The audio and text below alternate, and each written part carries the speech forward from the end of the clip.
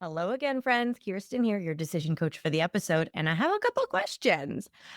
Do you ever hear yourself saying out loud or in your head things like, "Ugh, why did I do that?" Or OMG, why did I drive this way? Or even if it's phrased in the second person, like you're talking to yourself, you're doing everything wrong. We're going to laugh about it today, but we're also going to talk about it today because this episode's going to be for you. I want you to know your brain is demonstrating a couple habits here.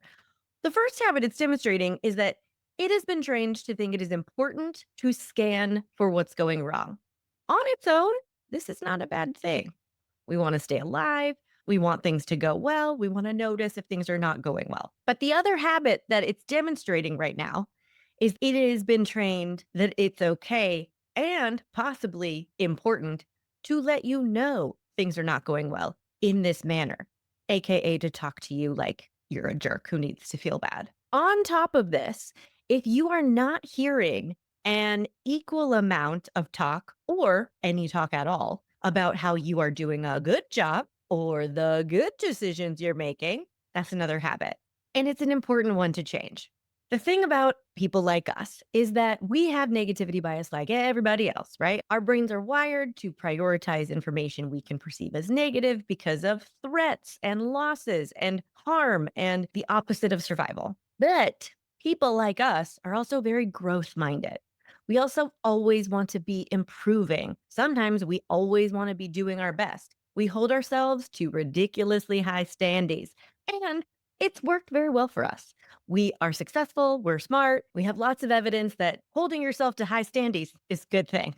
The problem is when these two forces combine, this biological negativity bias and this strong desire to always be growing and improving and doing better, and there's no habit in place to balance the focus on the negative, we end up feeling like we got nothing done every day. Nothing we did counted because it all could have been better. And we're already behind. And what even is the point? I mean, it's not always that dramatic, but it can go there. And I know you know. And while that is kind of a bummer and pretty annoying, it doesn't sound very high stakes until we look at the long term effects of living this way. When you live this way with these habits day in and day out, you end up building your self concept around these habits. Your identity becomes wrapped up in how you see yourself through these lenses of, I'm never doing as well as I should. Everyone else is doing better than me. Look, there I go again. I drove the wrong way and now we're in traffic. This is all my fault. This is who I am. And that identity is not going to go away on its own.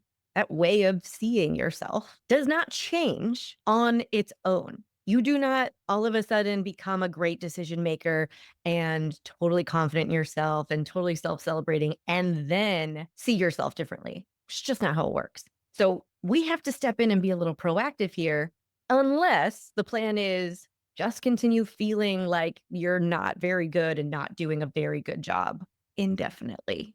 Nobody wants that plan.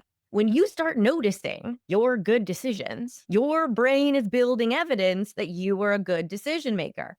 And this feeds a loop. You start seeing yourself as a good decision maker. You start trusting yourself. Self trust fuels permission to feel like it's safe, to want what you want, to go after what you want, to take action on it.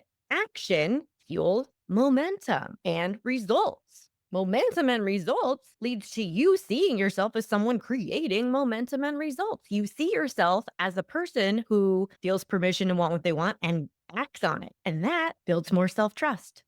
I want you to know this is not toxic positivity. We are just strategically utilizing confirmation bias, which is another cognitive bias that we all share with our fellow humans. What we believe already, we see more evidence of. And it can be helpful and it can be harmful. In this instance, we're talking about using it to your benefit. We're going to start letting you believe you're a good decision maker, which will make you more inclined to see evidence that you're a good decision maker, which will make you more inclined to act like a good decision maker. Win, win, win, win, win. Okay, how do you do this? I'm going to make this so ridiculously easy that you have no reason not to do it, no excuses. There's nothing you have to put off until next week because this week is crazy. Nuh-uh. I want you to notice the most basic low stakes, seemingly insignificant decisions you can, and say out loud, that was a good decision. Now, don't limit yourself to teeny tiny decisions. If you're on the vacation of a lifetime right now, listening to this podcast, hi, tag me on Instagram, send me a picture, say out loud, dang, it was a good idea to book this vacation. Putting ourselves on this yacht right now was a great decision. Ordering this Aperol Spritz, excellent choice. But if you're not in the middle of some experience that's really easy to validate, okay, here are all my good decisions that I'm loving right now, look for the mundane. We are so adaptive. We forget how hard it was to set up our life the way it is. We forget how many hours you spent picking out that perfect lamp in the living room. We forget, we adapt to it. I hung up my where is it in the camera? I hung up my diplomas the other day finally. They were at my parents' house still, and they're, like, renovating. They were like, "Do you want these diplomas?" And I was like, "I didn't even realize I didn't have them." So I put them up in my office, and I was like, yeah, this is 7 years of schooling I forgot, kind of, I worked really hard at. Let's celebrate those decisions. Put them on the wall." So you have a lot you can celebrate around you without doing anything new, without making any big life choice that you then need to validate and celebrate. I want you to look at the lamp that you spent a long time picking out and just notice it. Notice it anew and say out loud, that was a good decision. If you're really having a great week with your life partner and they walk around the corner, marrying this person was a great decision. You could tell them, but this isn't for them, right? This is for you. Celebrate your choice. They're welcome. If you are in the middle of a bunch of work frustration and you take yourself on one of those mental health walks and you just get yourself a moving and a breathing the air, notice that and tell yourself, you know what? This is a good decision. You don't have to feel great and you don't have to feel exclusively great, but I do want you to start practicing this week. Let yourself have these moments of unconditional decision celebration. Here's what I mean by that. You are not going to say, oh, this Aperol Spritz was a great decision, even though I should have ordered that thing instead. Nuh-uh. You're not going to look at the lamp and say, it was a great choice to install that lamp. We should have gotten someone who was cheaper to do it, but still, great choice. We have to separate out the habits. Here's the thing. These radars that you have running for what could be better, what's going wrong, how can I improve? They are doing fine. They are running on their own, and you will receive that information and you can act on it however you want to. The radars we have to work manually. It's kind of like, okay, these are on solar, they're running by themselves, and we have to like crank these other ones up is to start noticing the good decisions. And you will not build that habit if you attach it to the other one where you're only allowed to notice a decision you like if you caveat it with, here's how it wasn't as good as it could have been. That's just the same first original solar powered habit. So standalone wins. It doesn't mean, I feel like I'm repeating myself, but I'm talking to that part of your brain that really wants to fight me on this. This doesn't mean you have exclusively good feelings about the lamp. It doesn't mean you don't wish you had hired the other person. We are letting your good decisions stand on their own in their goodness. We are letting something be good, even in the presence of the possibility that it could be better. I'm going to say that again because I feel like we all need to hear it. And I want you to listen this time to thinking, oh, I don't know, maybe about your self concept. We are practicing letting something be good and let its goodness stand alone, even amongst the possibility that it could be better. The idea or even the fact that something or someone could be better does not have to take away from its goodness.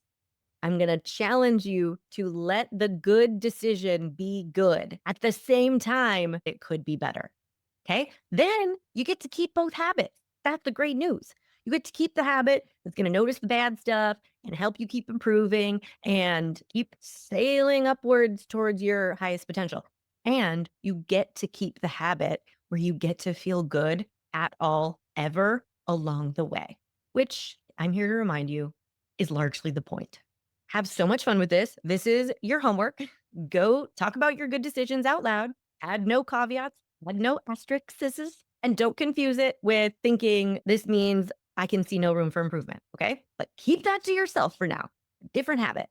I hope you're having a fabulous summer, by the way. We have a lot of exciting things happening over the next couple months behind the scenes at Kirsten Parker Coaching. We are building out a new program, which is going to be better than ever. It's going to be the most effective and comprehensive, accessible, digestible way we've ever taught decision making. And the lead into it is already available. So you can already get the workshop. It's available right now at kirstenparker.com/spiral. The name is going to change, but that doesn't matter. For now, it's the Stop the Spiral workshop. It'll always be at that website, kirstenparker.com/spiral. And you can get your decision framework to make decisions easier, stop spiraling, and get a sneak peek at what is coming down the road, because this is going to make decisions easier for life. And I can't wait for you to get your hands on it, because everyone deserves to feel decisive and good about their choices without the pressure to be perfect. That's what I am here to help you do. So if you're curious about that, go to kirstenparker.com/spiral, get the workshop, and you can get on the wait list for the new program that's coming up if you're curious about that. There's no obligation, but you do get an exclusive discount that's only for waitlist members. So kind of have nothing to lose. I hope you have a fabulous rest of your weekend, and I will see you next time. Hey, want to find out your decision style? Obviously, go take the decision style quiz. It's in the show notes and at kirstenparker.com/quiz. We all have our style when it comes to making decisions, but do you know how to use your default way of thinking to your advantage? Or do you mainly get stuck in the most annoying parts of overthinking and people pleasing? The decision style quiz has your answers, my friend. Take it right now at kirstenparker.com/quiz.